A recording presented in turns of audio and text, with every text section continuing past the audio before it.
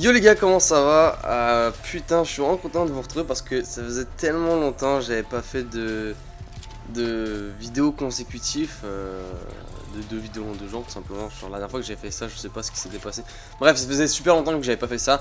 Et la raison pour laquelle j'ai pas fait trop de vidéos récemment, en fait, que j'ai fait genre une vidéo dans tout le mois de mars, c'est littéralement que j'étais malade, j'étais occupé. Et je vais pas vous mentir, j'étais en train de travailler sur un autre projet, toujours lié avec YouTube mais pas relié aux zombies. C'est une vidéo comme tellement drôle, vraiment. Je veux dire, c'est jamais arrivé, mais je me suis moi-même fait rire en regardant cette vidéo et genre, j'ai passé. Je sais même pas si je vais vous la présenter maintenant, ou je sais pas ce que je vais en faire exactement. Mais croyez-moi que même si c'est pas du zombie, franchement, elle vous plairait vraiment, vraiment, vraiment. Donc peut-être que pendant que j'éditerai cette vidéo à un moment ou un autre, je vais placer un petit quelque chose de cette vidéo, de ce teaser en question, mais on verra bien. Donc bon ben, faut croire que comme j'ai pas fait de vidéo depuis un petit moment, Treyarch miraculeusement, c'est, enfin pas Treyarch, mais la communauté zombie s'est réveillée d'un coup. Alors je sais pas, je pense qu'elle a été décédée pendant un petit moment. Là je m'en vais de 2 semaines, un petit moment, une nouvelle fois. Faut que j'arrête de dire un petit moment. Je m'en vais un petit moment, je m'en vais un petit peu et boum, il y a plein de trucs qui se passent. Alors voilà, c'est une petite vidéo pour vous parler vraiment de tout ce qui se passe un petit peu dans la communauté en ce moment sur Black Ops 3. Je pourrais faire la vidéo comme une demi-heure, il y a eu tellement de trucs qui ont été trouvés, mais on va garder ça plutôt raisonnable. On va essayer de... On va faire la vidéo 10 minutes et 1 seconde, comme ça j'ai quand même plus de revenus de publicité si ça dépasse les 10 minutes. Non, c'est une blague. Donc bref, vous avez compris, aujourd'hui je vais parler un petit peu de ce qui s'est passé dans le jeu, et vous allez apprendre des choses plutôt cool, en tout cas je l'espère. Et puis si la vidéo vous plaît, vous savez ce que vous avez à faire. Pour toutes les personnes qui vont me mettre dans l'espace des commentaires, yo, fais une nouvelle vidéo pour le DLC 5 les gars. Ça arrive. Encore, mais encore. Bref, je vous ai fait perdre assez de temps là, ça fait 2 minutes que je raconte ma vie. Treyarch a fait une petite modification sur Shadows of Evil quand vous avez un munition max. Ce n'est plus le logo de Cthulhu qui s'affiche, mais un logo de téléporteur de Der Eisendrache, Revelations et tout qui s'affiche. Donc je veux dire, je sais pas pourquoi ils ont fait ça. C'est un petit peu bizarre, j'aimais bien le logo petite pieuvre. Mais la raison pour laquelle je montre ça, c'est juste pour vous prouver que Treyarch est en train de faire des modifications dans leur jeu. Ça, c'est arrivé il y a à peine genre 1 semaine, ok. Donc ça prouve juste que Treyarch est encore en train de modifier des trucs dans leur jeu. Donc c'est juste pour vous le prouver. Sinon, vous êtes super nombreux sur Twitter à m'avoir envoyé, m'avoir tagué sur ça. Donc là, sur Der Eisendrache, il y avait une sorte de nouvelle arme entre guillemets qui était disponible dans la boîte. Et je pense que c'était disponible en fait le bug qu'à partir du mode studio en fait. Mais il y a une personne qui a bien justifié ça, donc c'était intéressant, je vais vous l'expliquer dans cette vidéo. Mais vous êtes super nombreux à avoir tagué dessus, je pense qu'on pouvait voir les Mustang & Sally dedans. On pouvait voir, les armes étaient vraiment bizarres en fait. Quand vous achetez un RK5 sur le mur, ça vous donnait un RK9, un RK5 désolé. Non attendez, un LK9 quand vous l'achetez sur le mur, ça vous donnait un RK5 en mode studio, ou l'inverse, un truc du genre. Bref, les armes étaient mélangées, vous achetez une arme, vous avez une autre arme en fait à la place dans le mode studio quand vous regardiez votre gameplay. Et les gens ont commencé à croire que en fait c'était parce que de nouvelles armes allaient être ajoutées en zombies. Ça pourrait être une des justifications, mais je suis pas vraiment sûr de ça. C'est pour la simple raison que Treyarch, comme je vous l'ai dit, a fait une mise à jour très récemment de 3 Go. Donc c'est quand même gros 3 Go, gardez ça en tête, c'est quand même gros, pas aussi gros que je vais pas faire la blague, mais pas aussi gros, mais c'est gros 3 Go. Et quand on leur a demandé Treyarch qu'il y avait quoi dans cette mise à jour, ils nous ont dit il n'y a rien, on corrige des bugs du multijoueur. Alors les gars, juste à partir de ce moment là, ne croyez plus jamais Treyarch quand ils vous disent on corrige un bug zombie multijoueur campagne, c'est pas vrai, ok, ils vous mentent. 3 Go c'est beaucoup pour 2 armes. Donc là dedans il a été ajouté la Galil et le couteau balistique. Et là tout le monde est en train d'être au pied de Treyarch, de les masser, de leur dire s'il vous plaît, donnez-nous aux joueurs zombies un petit quelque chose, donnez-nous quelque chose, donnez-nous des nouvelles armes. Et donc la justification ça serait que en ajoutant ces nouvelles armes, Treyarch aurait visé les ajouter dans le ça veut rien dire, mais voudrait les ajouter dans le zombie plus tard. Et chaque arme est associée à un numéro dans le jeu. Donc par exemple la VMP est associée au numéro 1, le Thunder Gun est associé au numéro 2, et les numéros ont été mélangés à cause de ça, et le mode studio nous affiche ça. Donc le mode studio, gardez en tête que souvent des glitches et des easter eggs ont été trouvés à partir du mode studio. Glitching Queen, si elle a découvert plusieurs easter eggs durant Black Ops 3, c'est souvent en utilisant une sorte en utilisant le mode studio en fait, parce que le mode studio affiche des bugs et des glitches par moment, ok, en comparant avec la version old gen également. Donc là, est-ce que c'est possible que le mode studio ait juste pété un câble et nous ait affiché, on va dire, une possible mise à jour qui arrive bientôt? Donc j'ai pas la réponse, on fait juste spéculer sur les faits.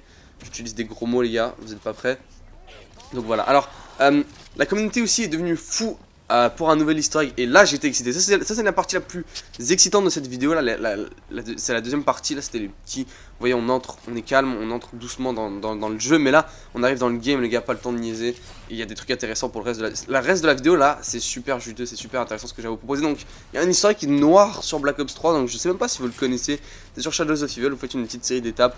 Vous vous mettez devant un cadre, vous tirez sur le cadre, vous vous couchez, vous cliquez carré, je pense, devant un autre cadre. Bref. Votre écran va devenir noir comme un film en noir et blanc.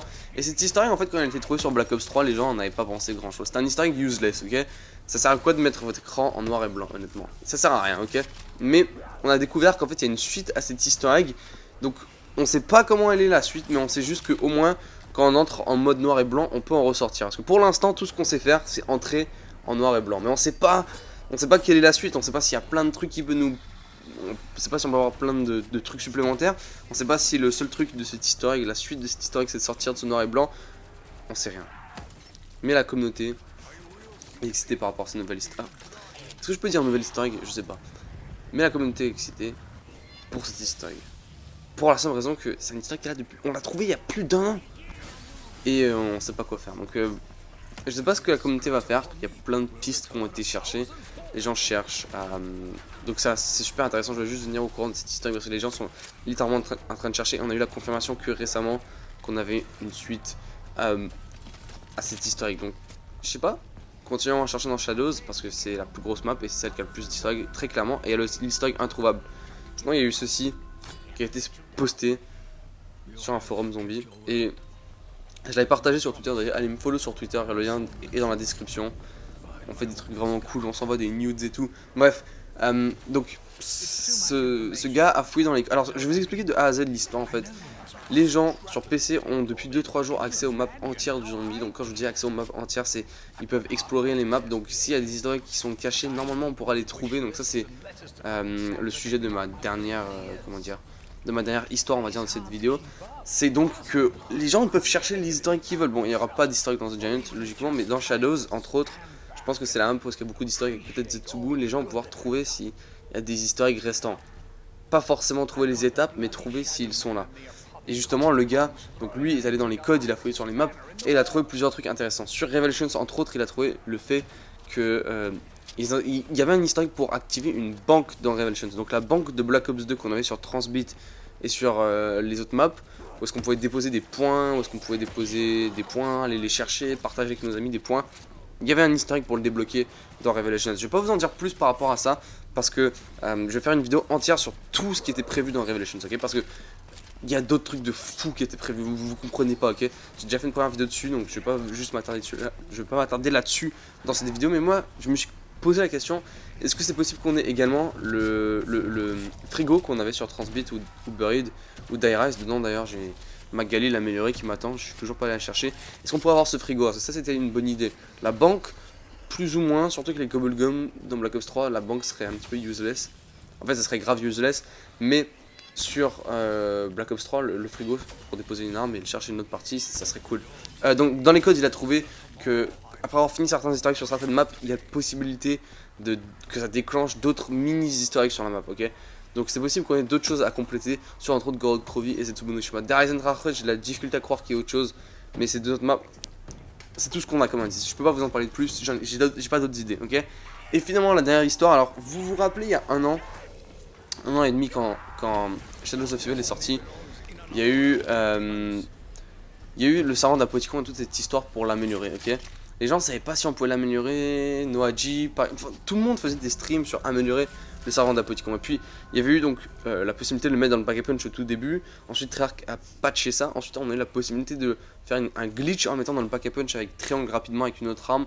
Donc là on pouvait le pack a puncher, Treyarch a patché ça. Et ensuite des gens ont trouvé dans les codes un truc qui s'appelait des cocons qui étaient cachés, donc des cocons. On devait chercher des cocons et là les gens se sont dit les cocons sont reliés au servant d'Apoticon pour l'améliorer sur Shadows of Evil. Ensuite Jason Blundell est arrivé, il a lâché une bombe, littéralement une fucking bombe. Il a dit on peut pas améliorer le servant d'Apoticon dans Shadows of Evil, donc on peut pas l'améliorer. Sauf que on a trouvé dans Shadows of Evil une sorte de suite ou un servant d'Apoticon. J'en avais déjà parlé dans une vidéo que j'ai faite il y a longtemps à la fin de Revelations qui s'appelait les secrets introuvables. Donc où est-ce qu'il y avait tous les secrets pour l'instant qu'on sait qu'ils existent dans Black Ops 3 mais qu'on n'a pas de piste.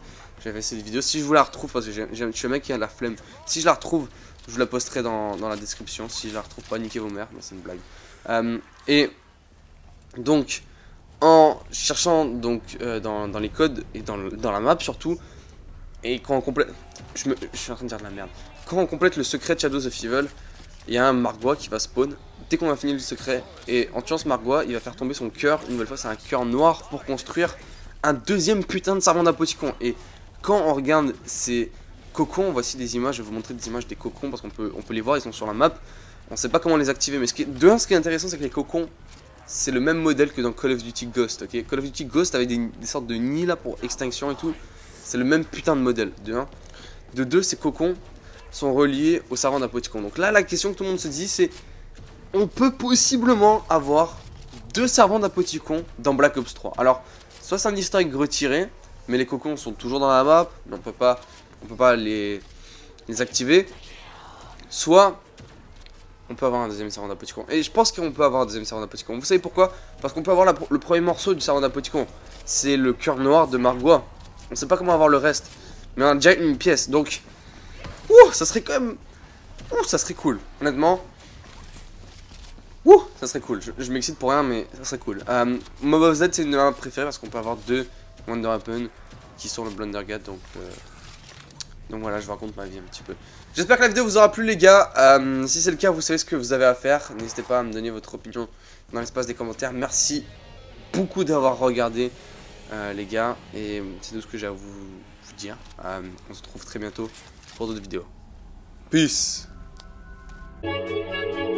As you see, my Jedi powers are far beyond yours.